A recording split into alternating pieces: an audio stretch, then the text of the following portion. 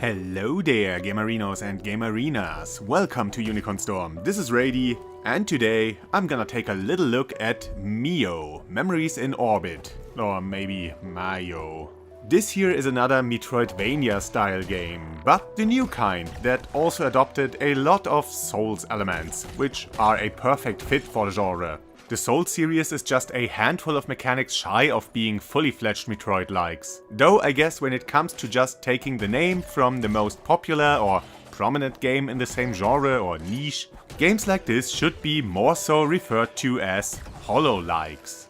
So yeah, what do you get from the game? Hours of walking and jumping around large areas, lots and lots of locked doors, and boss fights every now and then, locking off new areas.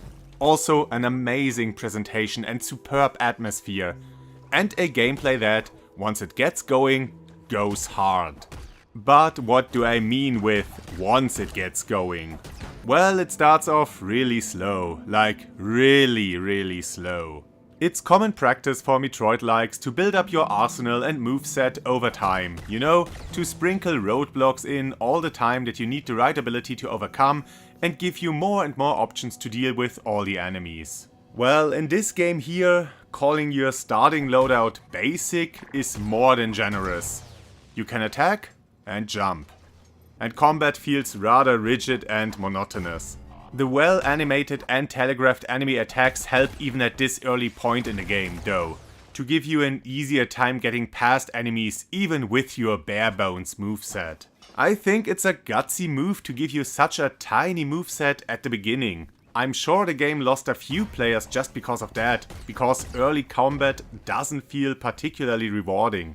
One of your core mechanics is unlocked after the first boss fight, your grappling hook move, and it too starts off very basic. You can pull yourself towards certain objects and enemies, and then it needs an agonizingly long time to recharge, while you have to stay on the ground. It doesn't recharge in mid-air, which just feels wrong. This is not a fun move.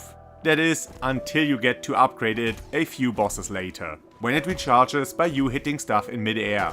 And now you can fling yourself through the air, reach higher and higher points, maneuver through trap-filled caves without touching the ground, and stay airborne throughout whole boss fights. This move also counts as a dodge if you fling yourself with the correct timing through an attack. And you can also unlock a dedicated dodge move that has its own cooldown separated from the hair flinging.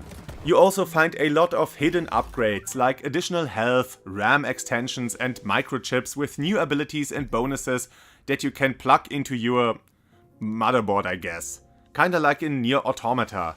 It even costs RAM to equip them, and they offer a lot of room for experimentation to find the perfect combinations for your particular playstyle. Enemies come in all forms and pastel colors, with a bunch of fun moves to defend against. And then there's the bosses, with a variety of vastly different attacks and movesets, all really well telegraphed, and with most of them having a stronger variant for the later phases of their fights. There is some trial and error involved in some of those fights. This cannot always be avoided in these types of games, especially the 2D side-scrolling ones, where it is even harder to keep your distance from enemies and observe. But so far, it hasn't gotten ridiculously hard.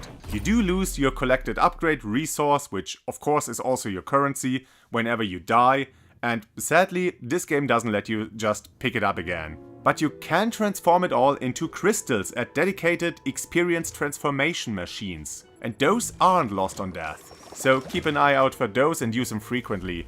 And if you take your time exploring, you find enough shortcuts so that the next checkpoint is never too far away from where you've fallen.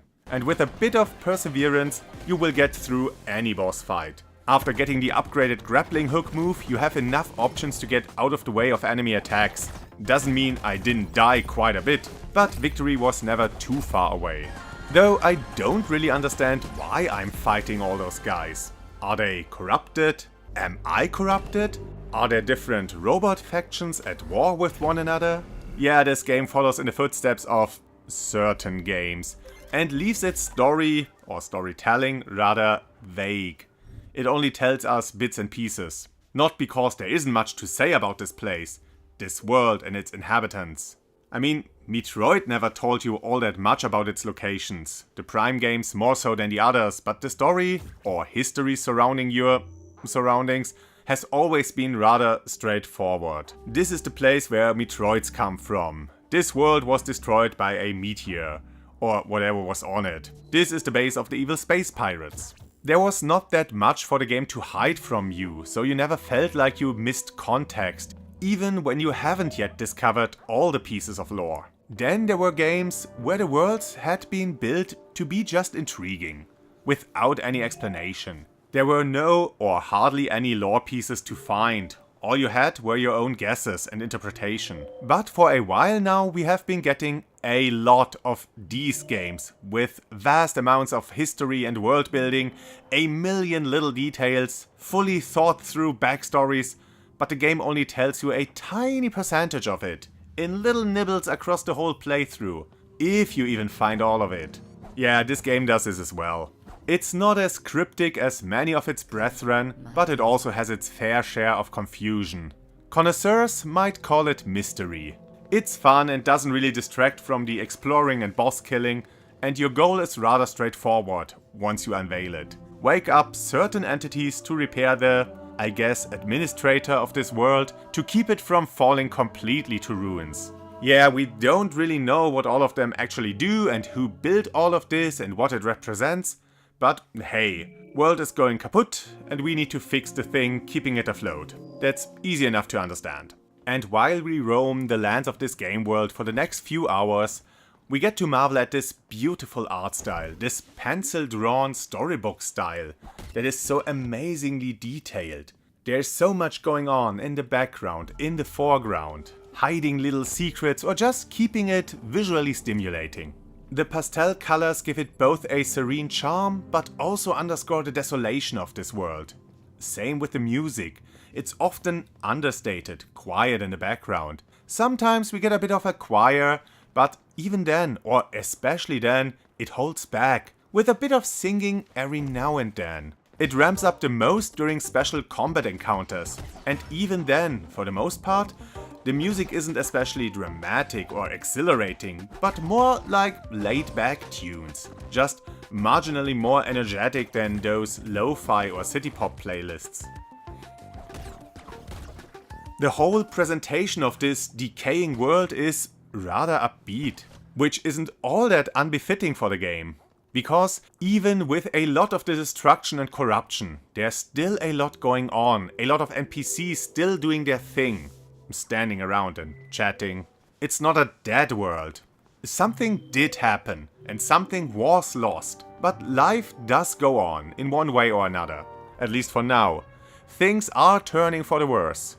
We encounter a lot of irreparable robots, broken machinery, corrupted landscapes, and more inhabitants turn hostile. This is a dangerous place, but it doesn't make you feel threatened, like it's the case with the Souls games. It feels more melancholic? Not sad, not tragic, at least not completely. There's something warm, even in the tragedies. Some silliness and cuteness here and there, a bit of wonder every now and then, and a spark of hope. I guess literally, since you're a robot. Even the checkpoints give you a hug. It all fits together really well and gives the game its own identity among the many games in this ever-growing niche, or room full of niches. Certainly a game worth giving a try, especially since it's on Game Pass, though with the aforementioned slow start, this might even be to the game's detriment. I can see a lot of players just trying it because it's in their subscription and quickly drop it again before it gets interesting. Which is such a shame, because the game gets really fun and the atmosphere is amazing and it looks so darn great. I'm truly having a blast with it, and if you're into these kinds of games, you could do so as well. So with that, there's nothing left for me other than wishing you an amazing day. That's it from Rady, and I hope to see you again on the next game.